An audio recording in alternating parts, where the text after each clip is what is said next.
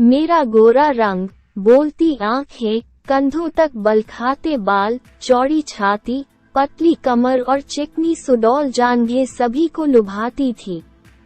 पुरुष मेरे सौंदर्य को देखकर कहते, ये लड़की तो किसी रसगुल्ले से कम मुलायम और रसदार नहीं है। इसे देखने मात्र से ही जन्नत की सैर हो जाती है। मैं सुंदर थी, मेरी देह यष्टि आकर्षक थी। मैं पुरुषों के मुंह से ऐसे शब्द सुनते ही नारी स्वभाववश खिल जाती और मुझे अपनी खूबसूरती का बरबस ही आभास होने लगता। मैं बुदबुदाए बिना न रह पाती।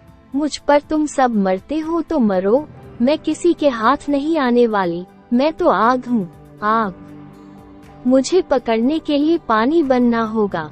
मैं सुंदर हूँ, पर इतनी भोली नहीं हूँ कि अपनी प्रशंसा सुनते ही तुम्हारी बाहों में समा जाऊंगी। मैं अभी सोच ही रही थी कि माँ की आवाज ने मुझे चौंका दिया। मैं जैसे सोते से जाग उठी। माँ मेरे सामने खड़ी मुस्कुरा रही थी। मेरी माँ मुझसे कहीं अधिक खूबसूरत थी। वो एक प्रौढ़ महिला थी, लेकिन देखने में 21-22 की ही लगती थी। वो अपने सौंदर्य और स्वास्थ्य के प्रति हरदम सजग रहती थी। वो अपने मुंह से कुछ कहती तो नहीं थी, किंतु उसके मन के भाव से अक्सर ही मुझे लगता कि वह वेदांत अंकल को पसंद करती है और पापा उसके अनुकूल नहीं है। वेदांत अंकल कहाँ से आते थे और मम्मी से उनका संबंध कब से था, इससे मेरा कोई मतलब नहीं था। इतने में मम्मी चहकती हुई बोली, बेटी तुम आज स्कूल नहीं गई? आज तो छुट्टी है। मैंने ये कहकर मम्मी की ओर देखा। आज उसने गुलाबी साड़ी बांध रखी थी। मम्मी पर गुलाबी कपड़े बहुत ही खिलते थे। उसका रूप उनमें और अधिक दमक उठता था। मुझे जहाँ तक मालूम था, मम्मी सजती संवरती तभी थी जब वेदांत अंकल घर पर होते थे या आने वाले होते थे। वैसे तो सजना संवरना मम्मी के जीवन का एक अभिन्न हिस्सा था, लेकिन उस दिन वो विशेष रूप से साज श्रृंगार करती थी जब वेदांत अंकल घर पर होते। मैं अचानक ही बोल पड़ी, तो वेदांत अंकल आज आने वाले हैं? मेरी समझ में यह नहीं आ रहा कि मम्मी पापा के लिए क्यों नहीं सजती संवरती है। शायद माँ के सपनों के राजकुमार पापा नहीं हैं, वेदांत अंकल ही हैं।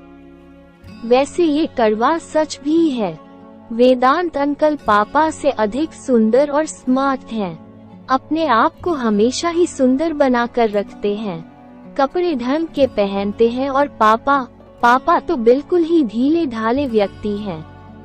एक ही कपड़े को 2-2 रोज तक पहने रहते हैं। शेव तभी बनाते हैं जब खुजली होने लगती है या उन्हें कोई टोक देता है। माँ को तो चुस्त और खूबसूरत पुरुष चाहिए। वेदांत अंकल चुस्त भी हैं और सुंदर भी हैं। इसी बीच माँ ने मुझे टोक दिया, ये लड़की तो हमेशा ही कुछ न कुछ सोचती ही रहती है।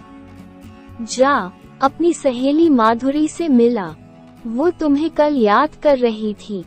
मैं अवाक रह गई। माँ मुझ पर आज इतनी मेहरबान क्यों है? अचानक ही मुझे माधुरी के घर क्यों भेजने लगी? आखिर माजरा क्या है? एक साथ मेरे मस्तिष्क में न जाने कितने ही सवाल उमड़ने घुमड़ने लगे, लेकिन मुझ में ये पूछने की हिम्मत ही नहीं थी कि तुम मुझे जबरदस्ती माधुरी के घर क्यों भेज रही हो। आखिर तुम्हारा इसमें क्या स्वार्थ है? खैर, माधुरी से मिलने के लिए तो बेताब मैं भी थी। मैं पैदल ही उसके घर चल दी। Yeah.